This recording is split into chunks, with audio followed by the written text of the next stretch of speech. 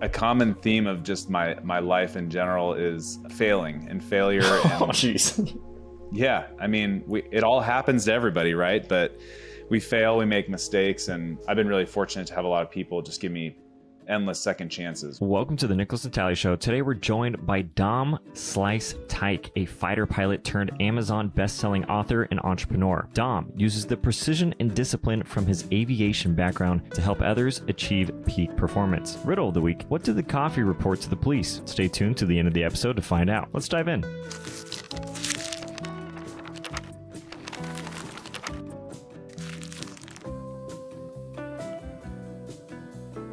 I'm happy to have you. Here's where I want to start. You have a wonderful call sign, Slice. How did you get your fighter pilot call sign, Slice? Yeah, so a common theme of just my life in general is failing and failure. Oh, jeez. Yeah, I mean, it all happens to everybody, right? But we fail, we make mistakes, and I've been really fortunate to have a lot of people just give me endless second chances, right? So my call sign came from, fighter pilots. I don't give my call sign to myself, right? Like the group essentially names you. They do like a naming ceremony. And I've been called a lot of other things in my career, so I'm glad Slice is the one that kind of stuck. Yeah. But I basically was breaking a training rule while I was a young F-16 fighter pilot. I pointed at the other aircraft too long during for lack of a better term, just a dogfight engagement that I was having with a very experienced instructor, and we had a close pass.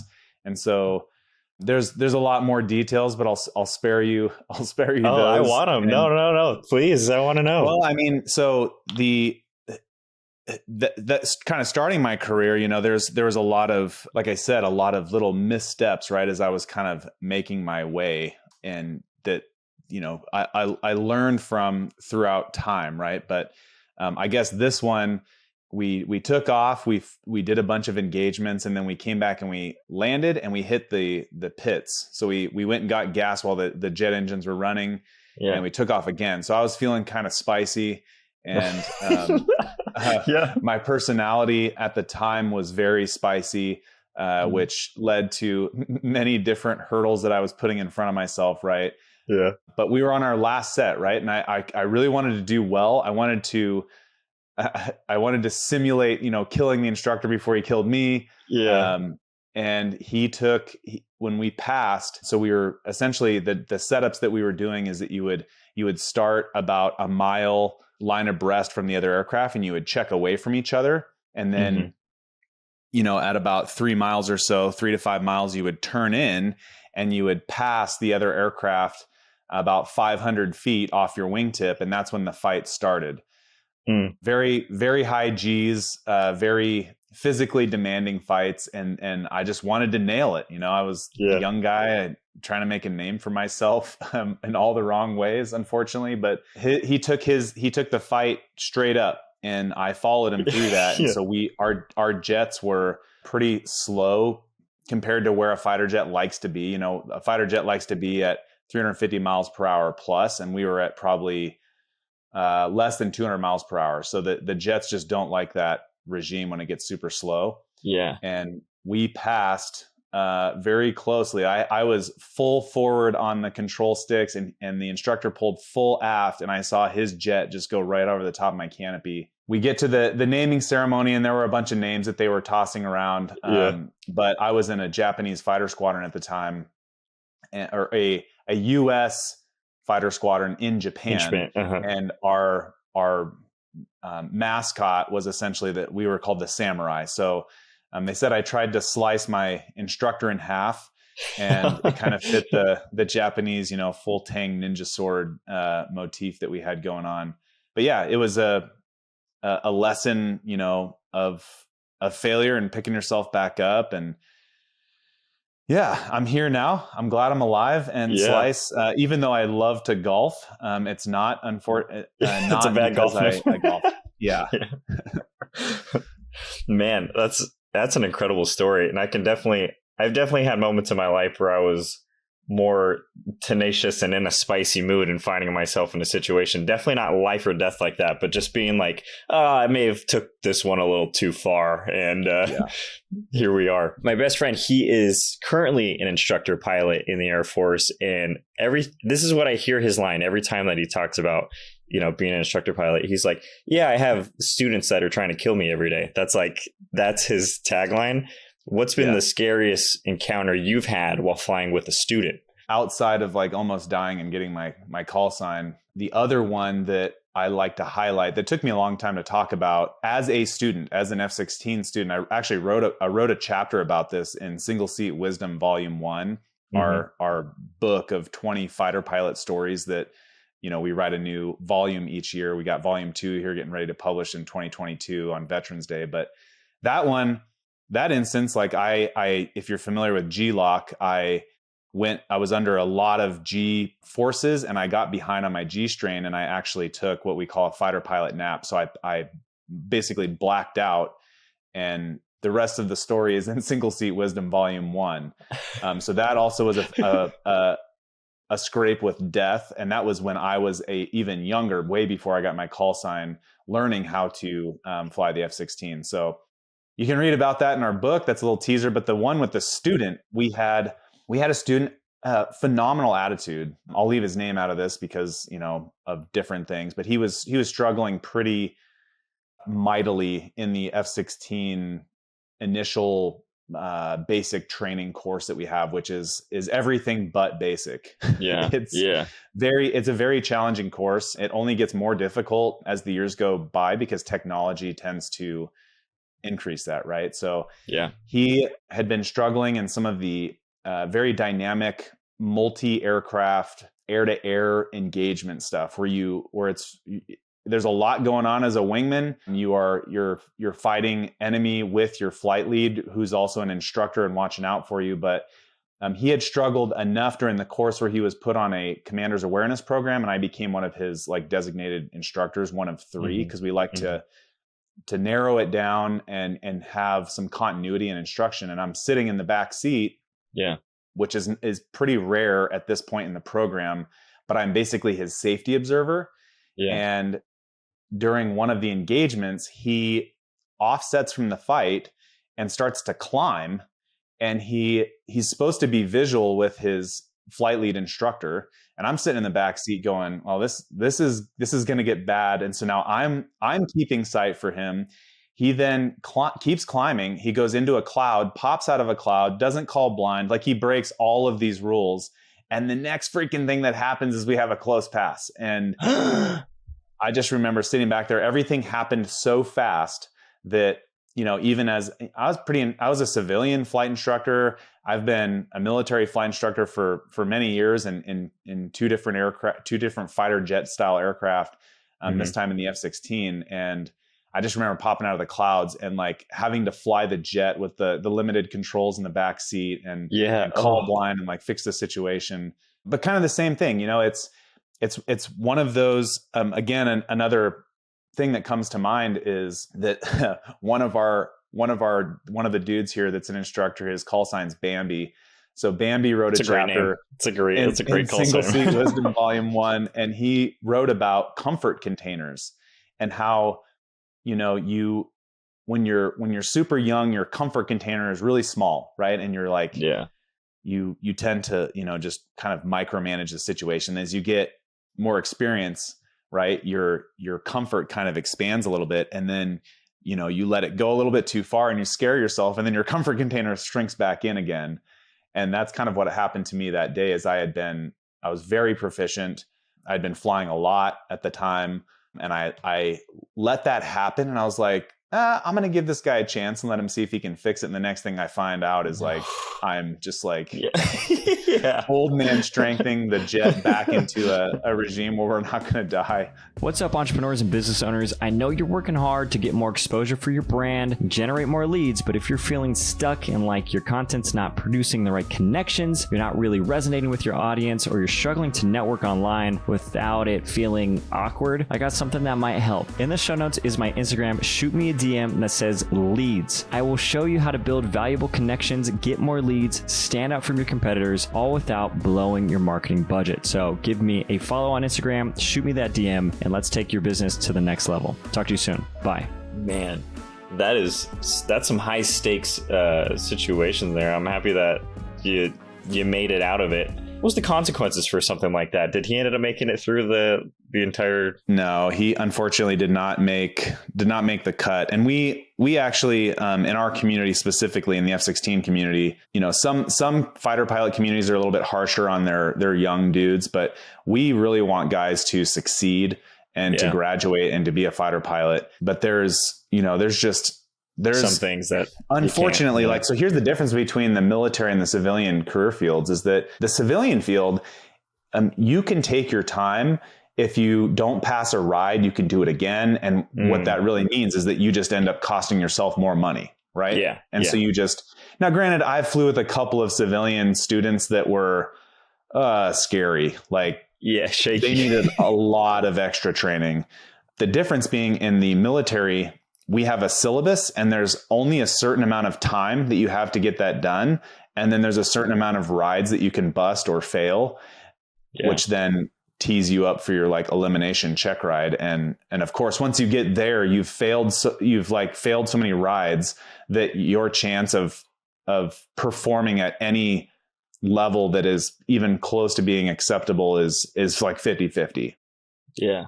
So he unfortunately is, now granted, getting there, he's already a winged aviator and he can fly airplanes, just not in single seat fighter jets. So different timeline. It sounds like, the pacing is obviously much different. That was one of my questions. I'm happy you were able to dive into that. The biggest cultural differences maybe between the civilian and Air Force side. Where do you think the Air Force could improve, after all of your years in so service? the biggest thing that frankly, it kind of surprised me. And I don't know if this is not a spear at the Air Force. This is not a spear at any of the instructors, because there are guys out there that do this. But something that really I struggled with early on which is why I started single seat mindset.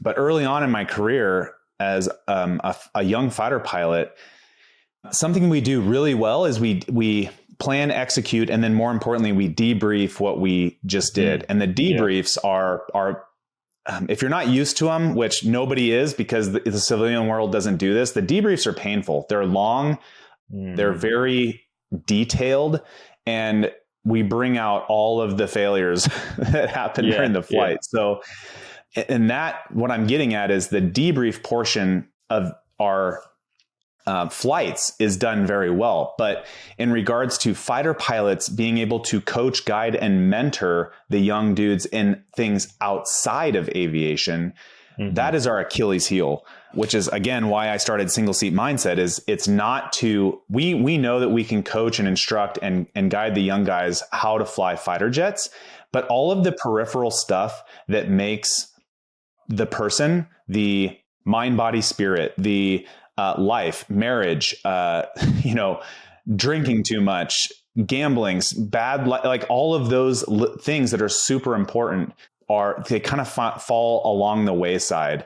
And the feedback and the coaching within the military, specifically the fighter pilot world, we're so fast paced. There's always so much stuff going on that a lot of young flight commanders and, young captains that maybe not used to that. They didn't have a good mentor or a guide themselves. How would they know how to do that? So a lot of that behavior has not been modeled or has fallen by the wayside, and trying to bring that back. I'm trying to show that with my example with, the Single Seat Wisdom series books that are written by fighter pilots, the single seat mindset where people can, self-smart themselves using the Competent Wingman program, via our insider circle, just all of these things that help. And then, just the interactions that you have with the students and your peers and the people that are trying to learn, trying to give back. Right.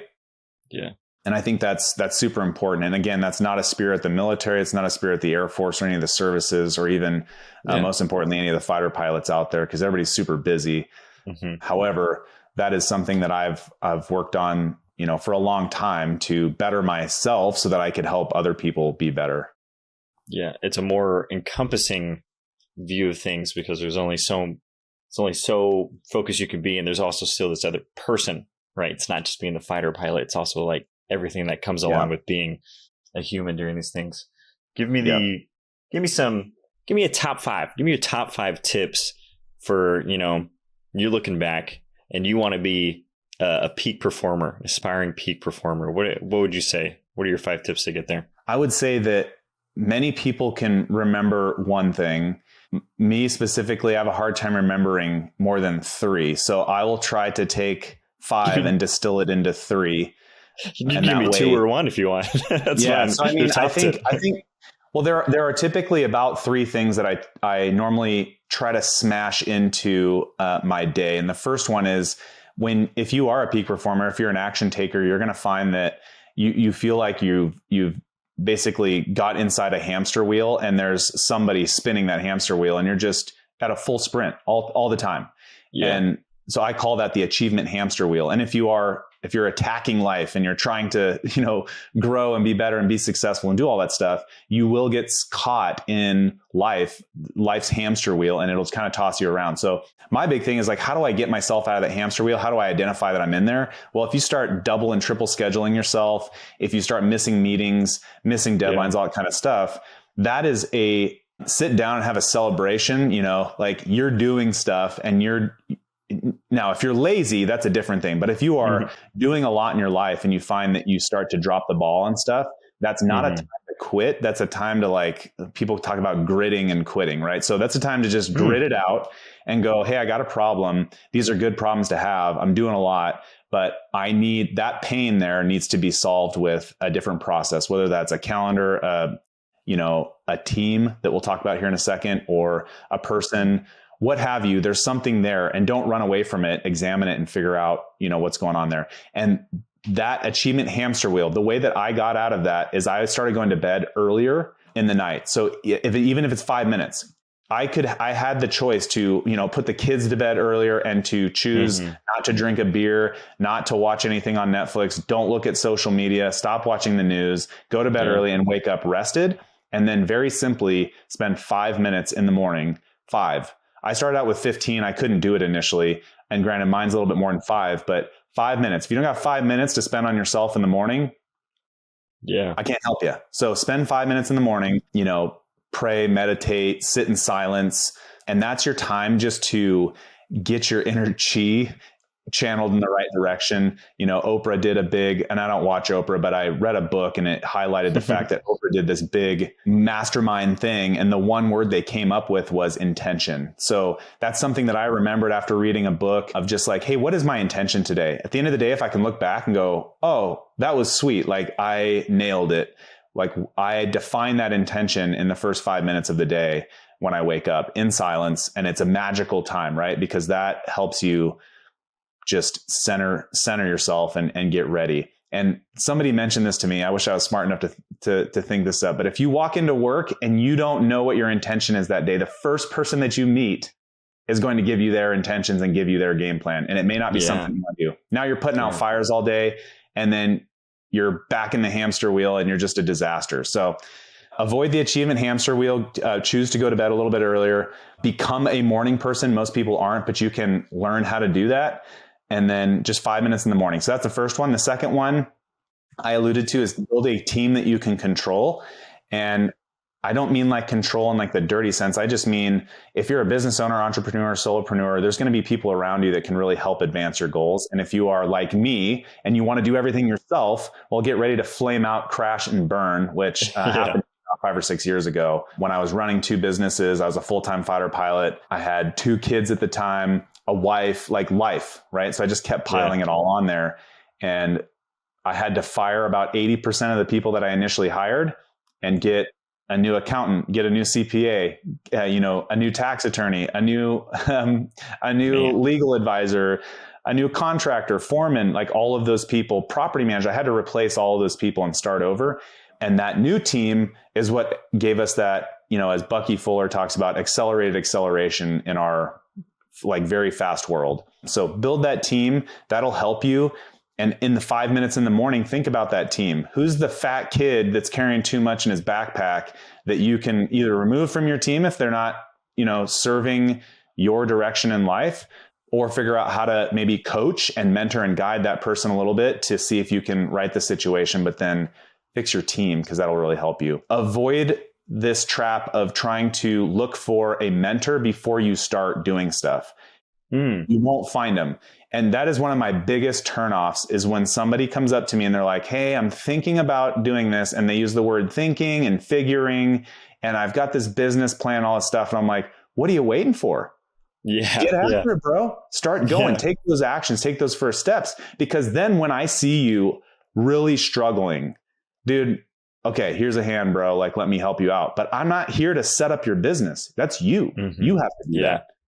So that's the avoid the achievement hamster wheel, 5 minutes in the morning, build that team, refine that team. And then the last one, and most importantly, is the plan, execute, debrief. So Box Johnson is a fighter pilot, test pilot, and astronaut. He's seen the world from a completely different dimension even than I have. He wrote a chapter in Single Seat Wisdom Volume 2, and his chapter is called Plan, Execute, Debrief. And if I was going to listen to anybody, I'd listen to a fighter pilot, test pilot, and astronaut, especially if I wanted to be a pilot.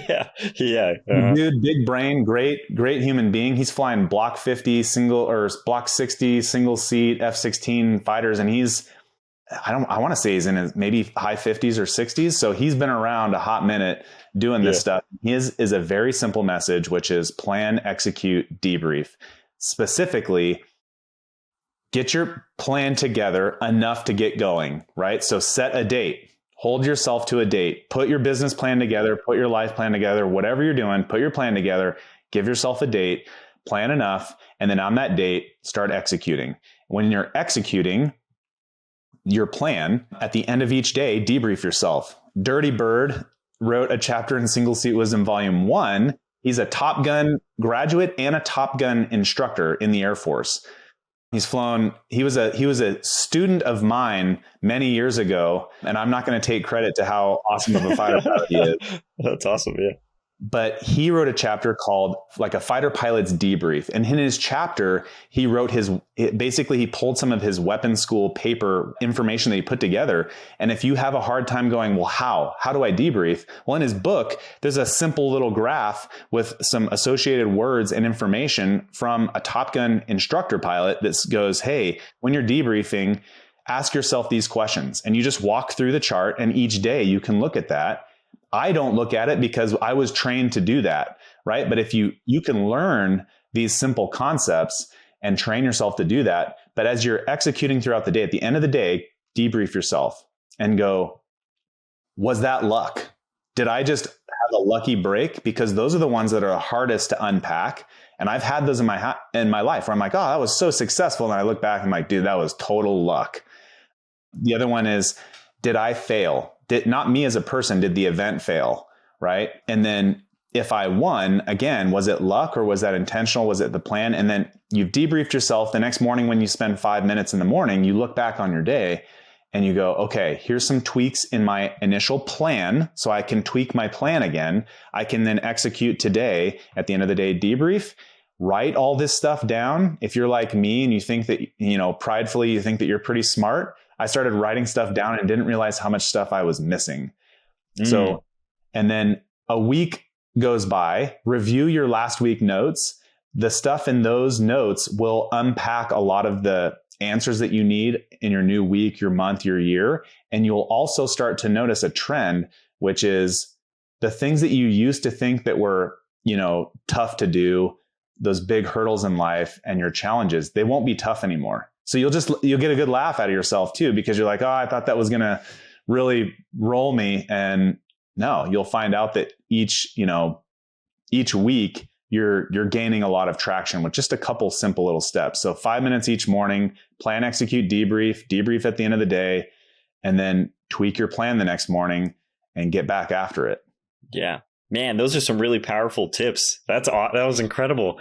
I definitely relate to all of them in the sense of setting a strong intention is so important, and it's something that I overlook all the time. Like when I do it, my day is definitely changed. But when I don't do it, it feels like I'm kind of wandering. I'm kind of floating through the day, and I'm kind of swayed by whatever events happen. Definitely made the excuse of going to bed later than than I should. But I think to your point, anybody can become a morning person. And I love the idea of debriefing, because I think, and this is also speaking from personal experience of in the entrepreneurship world, there's like, you got to grind, you got to keep hustling, you got to keep moving forward. Don't look back, keep going. And it's like, well, a lot of your answers are from what you already did. Like if you never take any feedback or any insight from successes and failures, you're going to have a hard time repeating the successes, and you're probably more likely to repeat the failures because you're not paying attention. So those are incredible, super valuable tips. I'm very appreciative that you shared those. Yeah. And if you're a guy, so for me, like people are like, you got to journal. And I'm like, journaling is just not a word that I like to use. So if you are one of those people, just call it something different. Somebody was like, why don't you call it scribing? And I was like, I can scribe. So yeah, in the morning, just scribe out or write out some of the stuff, right? Write out your pain points, and it'll put it out on paper. And in that 5 minutes, so here's something that I struggled with as well, is that if you are an action taker, you're going to want to interact with the stuff going on in your mind. Oh, I need to email this, and I need to do this, and I need to like go over here, and I need to write another book. And like your mind's going to be, it's going to start, the more you do, the more active it's going to become, and the more you're going to want to do. So as you're sitting there in silence, sitting still, not doing things, if you do find that you have a hard time watching, like the visual that I have is I'm going to sit on a park bench, I'm going to watch the traffic go by, but I'm not going to go out in the street and stop the traffic. But if you find that there was a really cool car that went by you, and you can't get the image of that Lamborghini out of your mind, write it on a piece of paper right next to you, and then go back to your silent 5 minutes of just centering yourself. And then as you come out of that, then you can build the plan for your day. But starting, that was a trap I fell into so much, where I'm like, boom, it's like the squirrel, right? Like, I see a squirrel, I'm going to run after it, right? Yeah. If I was a dog, right? So like this squirrel theory of like, boom, now I'm just like, I've dove into my day, but I didn't start out with the right intention. And where am I going today? What are some of the things, the tasks that I need to do? But then more importantly, what's like the one big, I think it's maybe Russell Brunson talked about like the one big domino. Like, what do I knock down today that just knocks down a line of dominoes for the rest of the year? And just ask yourself that every morning. What's my big domino today? Yeah. This is so good. This is so good, Dom. I feel like I got to start jotting things down right now. The Lamborghinis, they're flying by me. Tell me about an experience where maybe you were stationed in a place that it wasn't your top choice. If that's ever happened. And what was your experience like being at a place that maybe you didn't want to be for a long period of time? And how did you overcome an experience like that? Yeah. So I got my first deployment, I got sent to Afghanistan, and all of the details surrounding that are kind of what led up to it. But like, it was an involuntary assignment. So I was more or less told that I was going there, and just the way that it was all rolled out by, again, going back to coaching and guiding, the guy that I worked for at the time, he informed me that I was going on this deployment while I was driving back on vacation with my newly married wife. And we had about 4 hours of drive time left. And I was told that I was deploying to a place that I didn't even know where it was in the world at the time. And I was just like, it was just such a gut punch, because one, I was newly married, and I had been basically doing a long distance relationship, with my wife for a couple of years at this point. We had been married for only a number of months. And then I'm given this information while I'm on like paid time off. I know I face palmed like myself, like thinking about this, like, could you have chosen a worse time to like notify me for that? Like, there was nothing that I needed to do that week at all. He could have just waited until I showed up to work the next day. So that was like the big, like the delivery of the message, and just kind of, I didn't even know. My wife and I just sat in silence, like just this uncomfortable, like feeling of having to be apart again. Right. Yeah. So then I end up going on this assignment. And my lesson learned from that is it was probably the best and the worst thing that ever happened to me. It was the reason why. So I'm a classic reframer. If something really bad happens, I go, well, what can I learn from this? I didn't fail. I think it was Nelson Mandela, right? He said, I have winning or learning experiences, maybe something along those lines. So nice.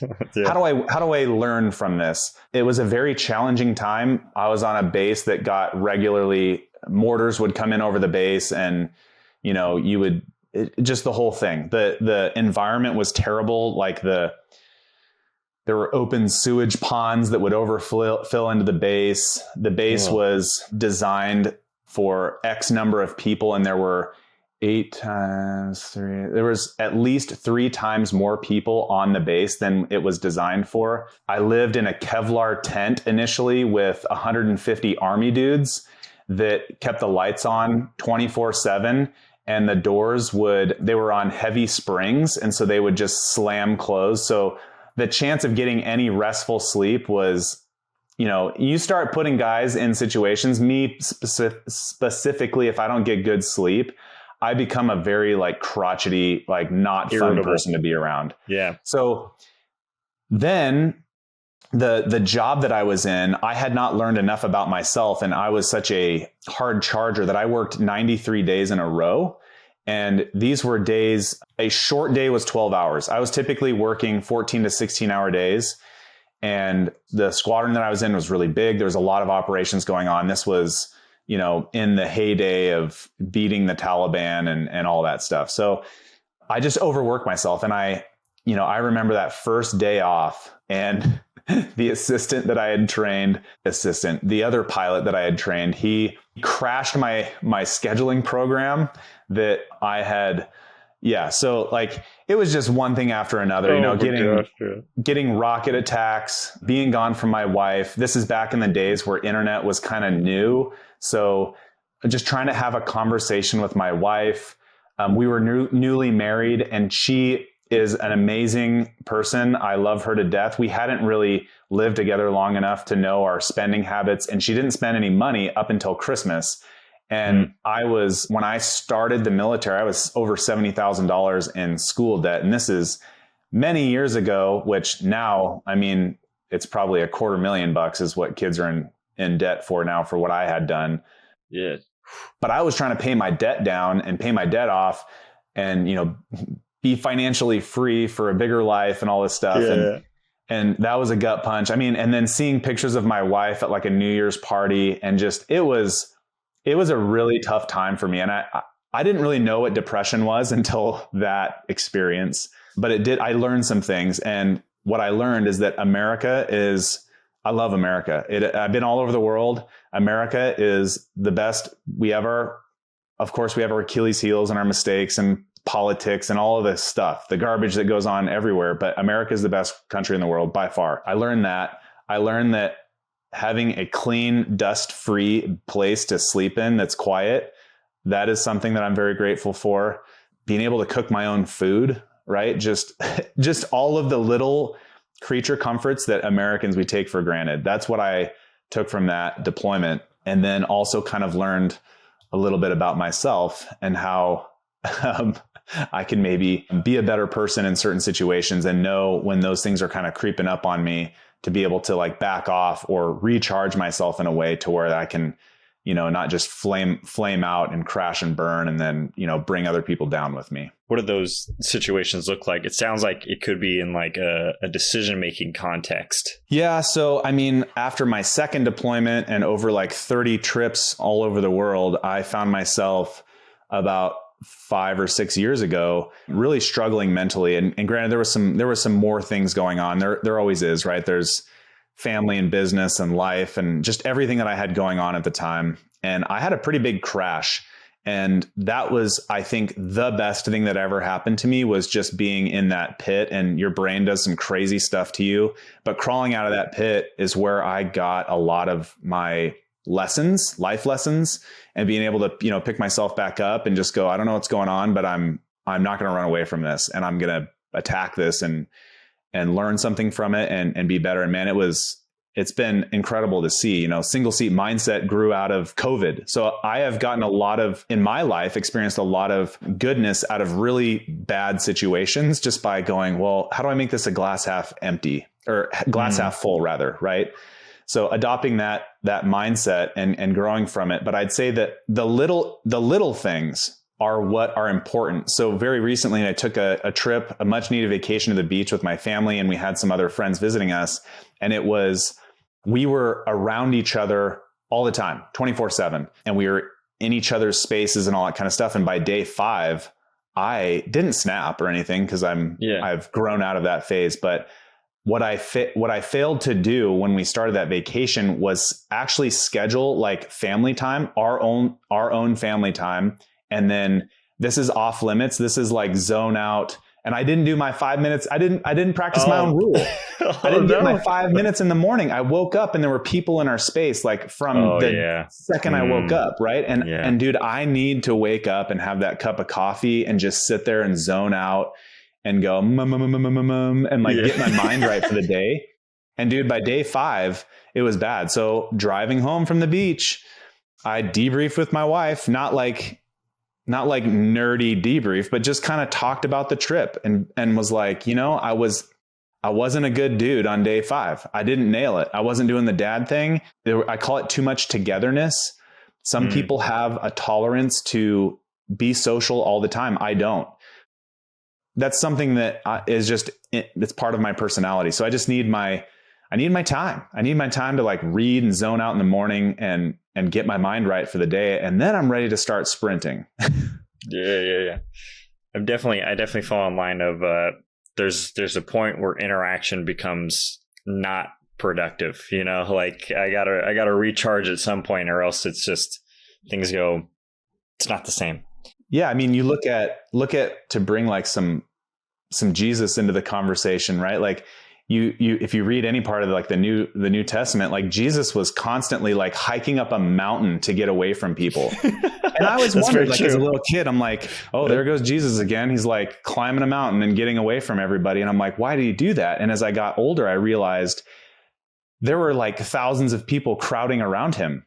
And that's incredibly exhausting, physically, mentally, emotionally, like definitely spiritually. And if you don't climb a mountain and get away, it'll never stop. And so he was doing that just to like literally center his chi so he didn't flip out. And like, I can only imagine that maybe the point where he's like whipping people in the temple and like kicking people out of the temple, because that story is like resonates with, at least with me, because I'm a dude. I'm like this big, strong, like carpenter dude with like Arnold Schwarzenegger biceps and a whip, just like tossing tables and kicking people out. And I would imagine that maybe at that point he had a little bit too much togetherness and he was get out. I need some silence. And it's the same, right? Like none of these lessons, none of the stuff that I shared with you today, none of it's new.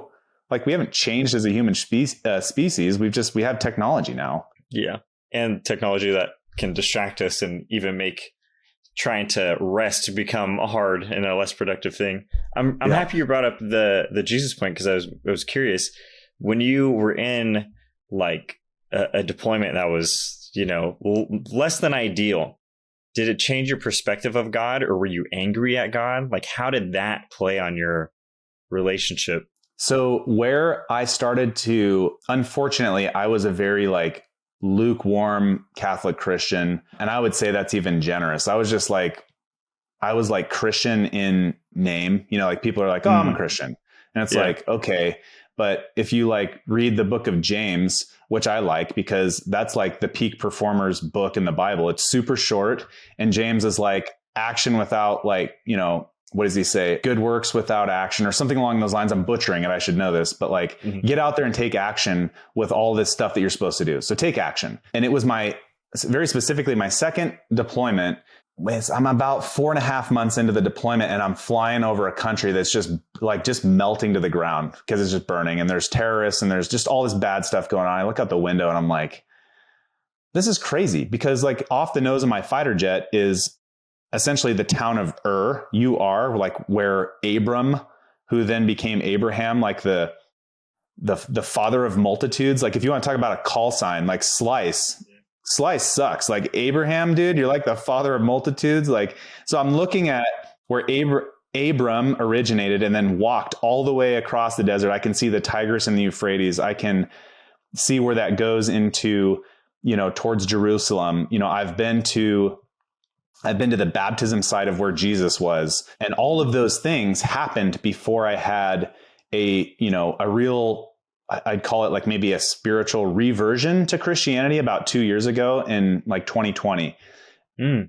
And I think that was one of the big things that really was missing from my life. Up to that point, I knew there was something that was missing, right? So I had my big mental crash. And as I was climbing out of that, there was still like a huge void, because in America, we, mind, body, spirit, the spiritual aspects of life, which are they're non-tangible, but they're very real. That was missing in my life.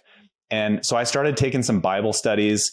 And one of them that I'll give credit to, I get $0 for this, but Dr. Bill Creasy, he did a 1-year Bible study, and he's been to the Holy Land, I think, and all of the Bible places, maybe 30 plus times. So just the stories behind all of it brought the Bible to life, because I thought the Bible was like old, outdated, or whatever. And that couldn't be further from the truth. All of those things that have happened in the Bible, we're just recycling those through eternity.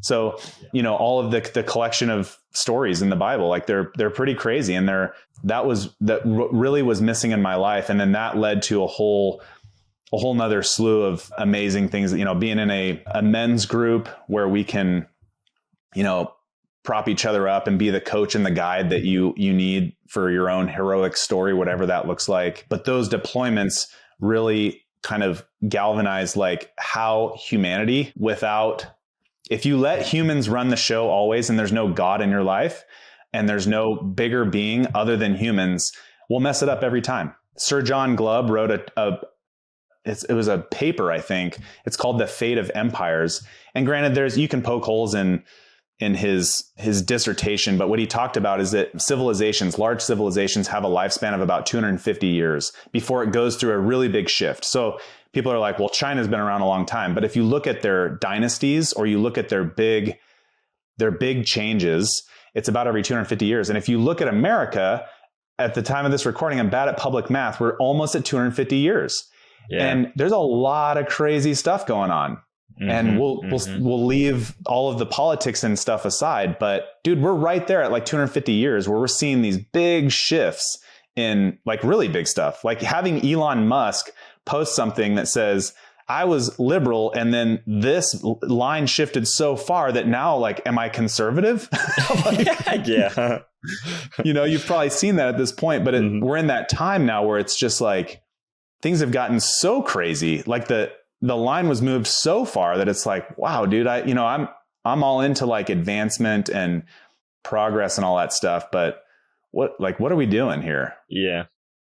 How far is progress until it's detrimental to everybody in the nation? Yeah. I mean, if you look at every civilization that does not respect life, specifically young life, that civilization doesn't last long, right? So if you disrespect little kids, and that's something that, living in Japan, the Japanese people take care of their young. It's insane. They dote on them. They foster their relationships. They raise them. And it's really inspiring. And there are people in America that do that, but the vast majority don't. And I don't know the exact number, but you and I could probably agree that like parents need to step up and be parents and raise their kids and be the coach and the guide. And if they don't feel qualified to do that, get help. And because that's super important. That's the future of our nation. Yeah, it's very true. I think a big trend that I keep seeing, at least across the internet, is parents are more concerned about being friends to their children and like being accepted by their children and liked, rather than being a parent figure to them, which I think, leads into a lot of issues that we see today. Yeah, that's crap. If you're listening to this and you're a parent and you want to be your child's friend, your kid's going to steamroll you, and they're going to pull your strings. So you don't need to be mean. You need to be the parent. Raise the kid. When they get older, be their friend then. Because I'm friends with my old man, like, hey, I'm an adult now. I've made my way. Like, let's be friends. Yeah. And there's still a healthy respect there, though. That's dad, right? Yeah. But there's a different level. But a 7-year-old needs a parent. Yeah. Yeah. 7-year-olds, safe to say I don't think they're capable of making decisions that are going to affect the rest of their life. They don't have the perspective. They barely know they're conscious at this point, Yeah. I think we've touched on the consequences of where the nation is possibly going. So I think we're gonna go here. But first, before I hit you with this question, Dom, I want to thank you for everything that you've done, your service to this country, and also your mindset and your willingness to help people in their journey, giving them information to better themselves and become peak performers and ultimately be successful, whether it's in business, but also, as a whole, being more well-rounded individuals that are aspiring to make an impact on the world. So I appreciate what you're doing. Thanks for saying that. Absolutely. Final question of the podcast is, what does it mean to live a fulfilling life? It's a pretty deep one, but because I like to break things down into something that's actionable, right? Because we live in this information and knowledge age. Kids graduate from college and they don't know what the heck to do with their lives. They haven't been shown. There's no on-the-job training. So how do we live this fulfilling life? So what you're kind of tapping into is the non-tangible, even as men, because men like to think that we're logic based first. It couldn't be further from the truth. Everybody starts out with the feels part of stuff, and then we back it up with logic, right? So if you don't feel like you're having a meaningful, purposeful, fulfilling life, that's a feeling, right? And so how do you fill that void? There was a fighter pilot that I was talking to, and he actually volunteered to write the first chapter in volume 3 of Single Seat Wisdom. But what he talked about, which I was like, I had never thought of this before, which is what I was stepping through was achievement followed by success. And then I stopped there. And the problem with that is if you're an achiever, you get stuck in this achievement hamster wheel and you're just achieving stuff. But like, when do you stop? So you need to define success. But then you define success, you do all of these achievements that lead to define success. And so you're like, now I'm successful. And that is the key right there. Now I am successful. So it's very me centered. If that success, so what this guy was saying, he used the word significance, which is the same as meaning, purpose, fulfillment, all of those things. If your success does not have an aspect in it that is outside of you, you will be unfulfilled and you will go through these, how I would define it is, when do we see these big, what is it called when you like crash when you're like older? Midlife crisis. So you go through this midlife crisis and you crash. Well, your story had a defined ending, but it wasn't timeless. So you built this business and you sold it. You made 20 million bucks, right? Sweet. You're successful, but that was very me centered. And then you have this huge midlife crisis. You go to Vegas, you blow a couple million bucks. You like do drugs and lose your mind, right? So was that really successful? No. And the reason being is that there wasn't something in there. I think it was Simon Sinek that wrote the book, Start With Why. So why did you do that? So, and it's getting to when you're doing your achievements and then you define like, okay, this is what success is. You then need to take that very next step and go, what significance does this have for people outside of me? All right. So what really gave me a lot of purpose and fulfillment was the worst hobby that I ever started, which was single seat mindset, right?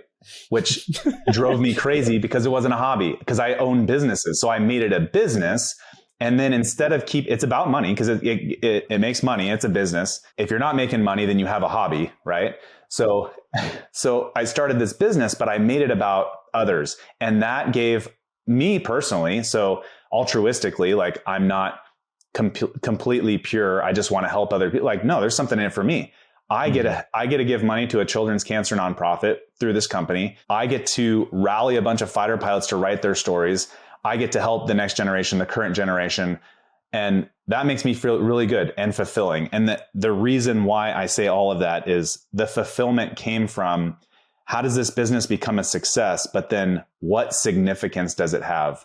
And what I've learned is that all families within a couple of generations will completely blow anything that you set up as the grandfather figure. So you could have $100 million in real estate or whatever, and your kids will figure out how to pork it away in 1 or 2 generations. They'll all fight over it. They'll sell it off. So for me, I'm like, if I write a book, they can't unpublish my book.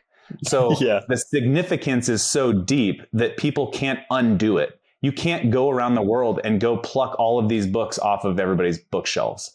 Good luck. Yeah. So there's a much bigger, purpose, meaning. You listen, or you write, or you read a book from Viktor Frankl, right? Like a dude that suffered Nazi atrocities as a survivor, right? And he writes, he grows through that, and he comes out of it, and it's man's search for meaning, right? So we're searching for meaning and purpose and fulfillment and all that stuff. So I would, the how do I do that piece to it is, as you're developing your achievement to success plan, what that plan is, plan, execute, debrief, we talked about it. That plan needs to have a deeper meaning or purpose beyond once you achieve success, that story needs to continue on. If it doesn't, I'm not saying not to do it, but just ask yourself those questions. It needs to have a more timeless meaning to it, or a deeper meaning, right? So like when I achieve success, if I make $20 million, I'm giving $10 million to whatever, this thing. So there's a huge meaning behind that. Yeah. I think defining that why is super important. And I love that you're touching on legacy too, because legacy fills our mind in so many ways. And we do think our material assets are going to be the thing that like people stand by, but it's usually character, it's usually behavior. And I love the idea behind books too, because they can't unpublish them. And those are like truths that you have, and your kids are going to read those and be like, okay, this is what dad or granddad was all about. So I love that. Dom, where can people connect with you on the internet? How can they get more of you? Yep. Everything is at singleseatmindset.com. Special today, if you've listened this far in the podcast. So it's for US American based listeners. I'm willing to send 3 signed copies of Single Seat Wisdom Volume 1 for free. There's no strings attached.